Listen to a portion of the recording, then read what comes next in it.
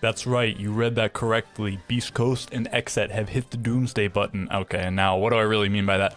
They've basically dropped most of their rosters, each of them. I think Beast Coast is down to, right now, 1 player and their coach, and XSET is down to 2 players and no coach, so they're basically 2 people left on either roster.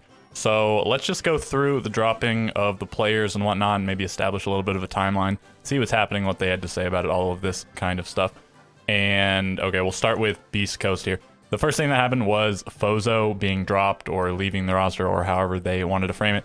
Everyone saw this coming, really. Fozo's stats were very, very poor, and so if you're getting really bad stats on a poorly performing team, it might be time for you to go.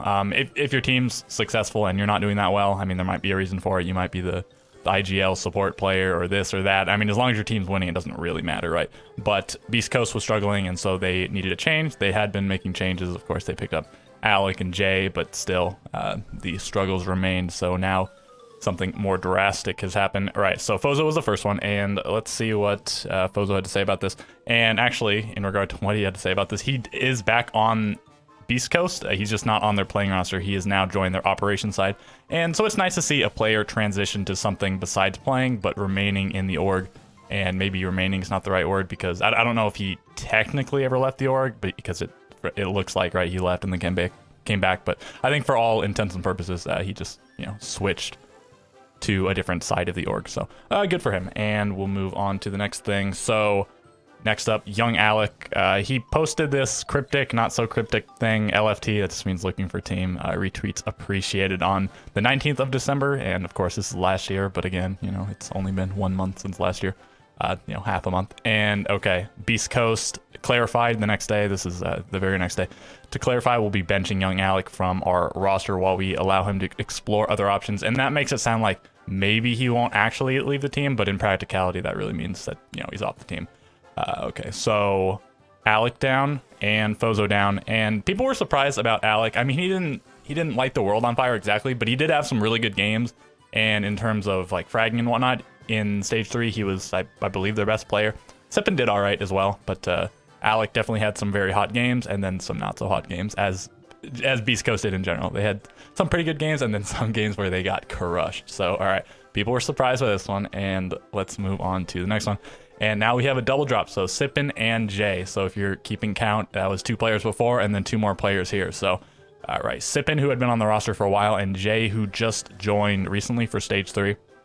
They both got dropped, and what do they have to say about it? I don't think Sippin made any sort of comment about it, but okay, what did Jay say? He says, I want to thank Beast Coast for the opportunity. They're an amazing org, etc. He said, I decided with the departure of Sippin and Alec that I wanted to step down. So it seems like Sippin and I guess also Alec and maybe Fozo were like forced to leave the team or kicked or however you want to frame it, and Jay was not. He decided to leave, and okay, because Alec didn't really go into much detail, and I don't think Sippin said anything. Like, maybe it was their choice, any number of those 2 players' choice to leave the roster. But regardless of that, when they left the roster, Jay decided to leave. So that leaves it just Anthony left on the playing roster, and then their coach, Mark the Shark. So he wanted to step down, and he said, I didn't personally agree with the changes and had been in a bad mental state. So didn't agree with the changes. So, I mean, that means the decision was made by, I don't know, I guess the org or their coach or somebody besides just Jay, because I mean at this point the roster consisted of just, well, if you're going back to before Alec left, it was Alex, Sippin, Jay, and Anthony. So unsure entirely of who's making the decision. It's probably like Beast Coast management or whatever. But anyways, so that happened, and he said, you've been in a bad mental state for some time, and I thought it was the right time and choice for me to step down. I wish them the best of luck moving forward. And that's a really big thing to do, right? To be first given your chance at Pro League. He got to play only one stage, Stage 3. And, part of it was for him. He was in a bad mental state. But then if you just, and depending on how bad of a mental state, if it was more so him not agreeing with the changes rather than the mental thing, again, that's like a big thing to do, because pretty much every person who plays this game competitively is to get to Pro League and to be successful in Pro League, and he finally was in Pro League, and then after only one stage to step down. I just thought that was sort of noteworthy. So, okay, let's move on to the next thing. And this is the last thing about Beast Coast. And, okay, so this was kind of a troll post, but let me just read it really quick. I'm going to leak it because I don't give Beast Coast dropping Alex, Sippin, and Surf, and they're going to rebuild around MGS, that's Anthony, and Jay with Lackey, Poison, and Sykes, and these are all Challenger League players. So this was just a troll post, but it seems like there's some amount of truth to it, not in who they were picking up, but regarding Beast Coast's intention as an org for their team, because Anthony's still on the roster, and Jay looked to be... it was planned for him to stay on. He decided to leave, not the org didn't decide that they wanted him gone. So it does seem like they were maybe considering building around Anthony and Jay. So I just wanted to point that out, regardless of this being a little bit of a troll post. Okay, so that does it for Beast Coast. And so once again, unless there's any news that comes out, like, I don't know, I guess today. I was originally trying to put this video out yesterday, and then there was another XSET thing that came out today, which we'll get to in a little bit. And so hopefully no crazy Beast Coast news comes out between the time that I'm recording this and the time that I upload it. So, all right, that's Beast Coast, and let's move on to XSET here. All right, so XSET, their roster has changed quite a bit over the course of the 2021 season. It looks quite different now than what it looked like at the beginning of Stage 1. And of course, technically now it even looks a lot different than it did at the end of Stage 3 because multiple players have been dropped. Thomas used to be on the roster, Butters, Yardy, etc. And so just to get you back up to speed a little bit, the roster before all these moves was Filthy, Prod, Razor, Creators, and MVK. And okay, so Filthy, first one announced to be dropped here. And I think people probably expected it to be him or MVK or both being dropped. Filthy, he hasn't had like a terrible performance on XSET, but not spectacular. And MVK definitely put up a worse performance, but he was only with the roster for one stage, so maybe he still needed some time to improve. So anyways, all right, so we see Filthy go. And I guess I'll mention it now, and maybe I'll talk a little bit more about it later. So the whole Filthy and Creators, friendship thing or whatever, like the meme people like to talk about, how friendship killed the team. And so, right, maybe there's something to it. Maybe there was some amount of favoritism played, and maybe this is why they pick up MVK, and maybe this hurt the roster. This is why Thomas got dropped, Yardy, etc., etc. But I do think that a lot of people that have no idea what they're talking about just sort of hopped on the bandwagon of saying that, and that's just sort of what it looked like from the outside looking into them. And so I would take that with a bit of a grain of salt. Again, maybe there's some amount of truth to it, but I do think people went too far with it, and it's not like entirely true. And even if it's true, like how would you actually know it's true? Most people, unless there was some big insider information leak that I'm not aware of. Okay, so right, Filthy dropped, and let's move on to the next one. Right, so Jarvis dropped. He wasn't actually on the roster. He was the coach. He did play on the roster previously for a little bit when they first dropped Yardy, but at the time he was dropped, it was the coach. So announcing the departure of the coach Jarvis. And okay, what did Jarvis have to say about it? And I don't think Filthy posted much and anything too important about him getting dropped. So didn't have a thing for him. Anyways, Jarvis says quite a lot, and I don't really want to read through all of this, but I have it up here on the screen if you cared. Can I get it? Oh yeah, here we go. So it's all on the screen now. It's 5 parts, 1, 2, 3, 4, 5. If you care to read this, I mean, feel free to pause the video and check it all out. And so we'll move on to the next thing. Right, another double drop for Beast Coast. We saw the double drop of Jay and Sippin, and now here we see NVK and Creators.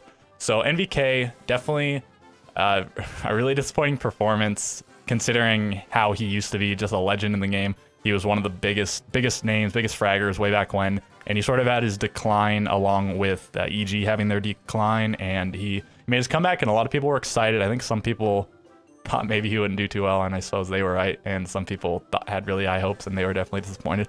And maybe he needed more time to play with the team, to play in Pro League again, all of these things. It's definitely more competitive now than it used to be. In terms of strategies, gun game, all this stuff. Just a very different game than it used to be. And he just couldn't hang, but that's not to say that he wouldn't have been able to hang given more time to train and practice and whatnot. And we also see Creators dropped, the other half of the XSET friendship thing that I was referring to before. And Creators has been a pretty consistent performer. He was on Tempo Storm before this, and he was probably their best player, or at least their best looking player statistically and all this stuff. And then he got on this roster, and a lot of people were pretty excited for this. I remember before Stage 1 started and Veli put XSET in like his top 4 or something. He had them like his 4th highest rated team just based on whatever. He thought they were going to do really well, and then he was wrong, unfortunately. But anyways, Creators. So the next few things I'm going to show after, well, first I'll show an MVK thing, and then anyway, okay, I'll just show it. So is there anything else I need to say here? Probably not. I do think people were a little bit surprised about the creators drop, considering the other drops that had already happened. You know, just the whole taking apart basically the entire team thing. And okay, so let's look at this. This is what MVK had to say about it. Thank you to everyone at XSET and my teammates for the opportunity. The stage didn't go as we planned, but I'm still very grateful to have been a part of it. As for the future, I'm not sure just yet. Going to take some time and think about what I want to do next. So I do think it's unlikely that MVK is given another shot in Pro League unless he goes down to Challenger League or something and does really well. Then maybe he can come back. I could be wrong, but I really don't expect to see him back. Again, very unfortunate circumstances for him. He didn't play that well, but again, you know, maybe he would have done better if he had been on a higher functioning team. And XSET did have their moments of greatness this stage. I mean, they weren't without their moments of brilliance. Those were just outweighed by moments of lacking brilliance. Okay, so right. And let's move on to creators. All right, so he has a little twit longer, which I'll show. He says XSET departure looking for team. And okay, so here it is. You can read this one if you want. He's just saying that he's not on XSET anymore, this and that, and he is trying to get on a new team, whether that be T1 or T2. I don't know if he explicitly says that in here, but anyways, you can read that if you haven't already. And okay, so the next few things, I just thought I'd include these because there were several things praising creators coming from his teammates and coach, or one's a teammate, one's a coach, and one's an ex-coach.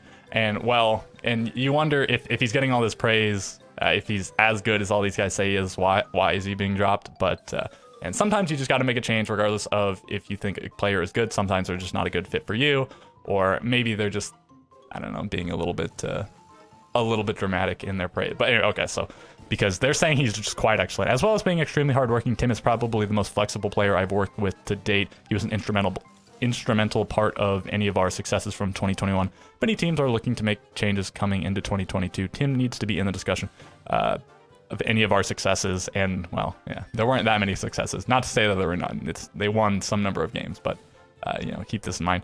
And then he just sort of gives them a little bit of thank you. So again, that's Drew Spark, the coach / analyst. I'm not sure if he's doing both roles at the moment, so he's given some praise there. And then Prod, who is one of the two remaining players on the roster, along with Razor. So Tim is the embodiment of the perfect teammate. Best vibes, better work ethic. Thank you for making me feel welcome to the team when I first joined. Again, Prod joined just during stage 3, and Razor back in stage 2, I think. I've never seen anyone get more wrongful hate and just keep their ego above it all. And the wrongful hate, I think, is in regards to the whole friendship is magic thing or whatever, and making roster moves based on friendship. I think that's what he's referring to mostly. And most flexible free agent right now and will outwork anyone. And so this one really makes you wonder, okay, so why is he being dropped if this is the case? I imagine, you know, these are more executive decisions made by people not on the team, people in XSET that are, you know, not actual players. And then finally we have Ken's here. And this was the coach from Tempo Storm, the previous roster creators was on. So Tim, out of all people I coach, is the most coachable. Tim was the backbone of Tempo. Utilize him properly, he will win you games. His game sense is incredible, mechanically better than most. There's few people in the scene that I think deserve it. He is one of them. And right, so if you've ever, watched creators play or whatever, if you were watching a game he was in and then he was being spectated by the spectator, he looks pretty good. He looks like a good player. He's put up pretty good stats in the past. Maybe not incredible since he's been on XSET, but definitely one of their better performers, and good when he was on Tempo Storm. Probably him and Dream looked like the standout players back when he was on that roster. And okay, so maybe I didn't need to include all that, but I just thought since there were so many people praising him like that, I thought maybe that was it was appropriate to show some of that. And now finally, this came out I guess yesterday, but I just saw it today, so I thought I'd include it. It's pertinent information, but none of it's totally concrete. So what is it? It says XSET to take the last spot in NAL and close to signing with Bodega. XSET is aiming for more Brazilians for the roster. Okay, so who is Bodega? He was the coach for MIBR, which is a Brazilian team, and just recently he left the org. And my understanding is that I think he lived in the States. I don't know if he's from Brazil originally, but he lived in the States, and then he went to Brazil or back to Brazil or whatever to coach MIBR, and now he's back to the States, I think. And so it looks like he's, you know, based on this report, close to signing with XSET, so that would be for the coaching position. And then it also says XSET is aiming for more Brazilians for the roster. And that could possibly mean importing players from Brazil, but there are a few players that XSET could pick up that are Brazilian that are already playing in North America. And so there's Kino, he's already on Oxygen, and then there's Dias Lucas and Gomez.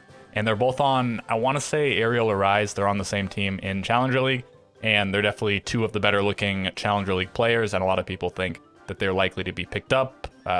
Even before this announcement, they were likely to be picked up by some Tier 1 team going into the 2022 season. So, right, this is, again, some amount of conjecture. I don't know if it's like all totally true or fully transparent or whatever, as it seems like the Bodega thing is not finalized. But this is an exciting development, bringing some amount of Brazilian siege to NA, as Brazil has been the most dominant region by far throughout the 2021 season, winning all the major events and just being totally dominant. So maybe Bodega can bring a little bit of that flair, and also seeing some of the Challenger League players, and specifically again Gomez and Dias Lucas, who look pretty good, coming up to T1. There's been a lot of discussion about how it's time for more young blood in NA to rise to the top and replace some of the old entrenched players that are just, they just move around through T1 on different teams because they've been around for a long time. And okay, I don't think there's much else to, oh no, let me just say though, in regards to XSET taking the last spot. So what does that mean? If you're not aware, XSET did just get relegated pretty recently. They lost their relegation match against Parabellum, so Parabellum is now in T1, XSET is not. But the NAL for the last year has been a 9-team league when it was originally intended to be a 10-team league. They have 10 teams in Brazil, they have 10 teams in EU, and NA was supposed to be 10 teams, but due to some circumstances, it was 8 teams back when it was the US division, and then they had 2 more teams to fill those spots. And then there was some teams that couldn't make it, so then they had more teams that they were going to fill, and then one of those teams couldn't make it, and okay, so it was a whole big thing. But it ended up that when the league was starting, there were only nine teams, and then they never added that 10th team throughout 2021 because of competitive integrity and the way the system worked and all the stuff. They couldn't really add it mid-season, so going into 2022, they definitely want to fill that 10th spot, and XSET seems like the most likely. Maybe not with the same team, and definitely not with the same team now because there's only 2 players left on the team. So maybe Prod and Rage will remain. Maybe one or both of them will end up being dropped. Maybe that announcement will come soon. But regardless, even if those 2 stay, it's going to be a pretty different looking team.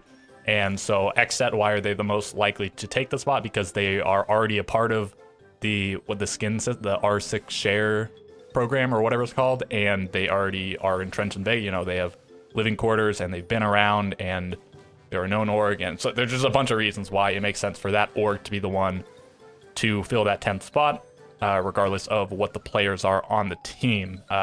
Other team, maybe One Shot people thought might fill it, although that's not an org. They would need an org, but that roster, or Wichita Wolves, people talked about maybe, but XSET seems the most likely. They could do, and it looks like they're sort of doing what Astralis did when they joined, back when they were Disrupt, when they just sort of threw together a team, Shuttle and Nyx and Retro and whoever else was on the team at the time. I can't remember. It was Drip, but then he got replaced. Okay, regardless, going off on a tangent. So, okay. So I don't know if the information here is 100% credible, but it seems pretty likely that it's going to take pretty much take this trajectory. And so we'll have to see. Hopefully no new important information comes out between the time that I'm recording this and then the time that I upload it. Hopefully I should get this up really soon after I'm recording it. But if you have any questions, leave them below. If you have any comments, let me know. And with all of that being said, I will catch you in the next video.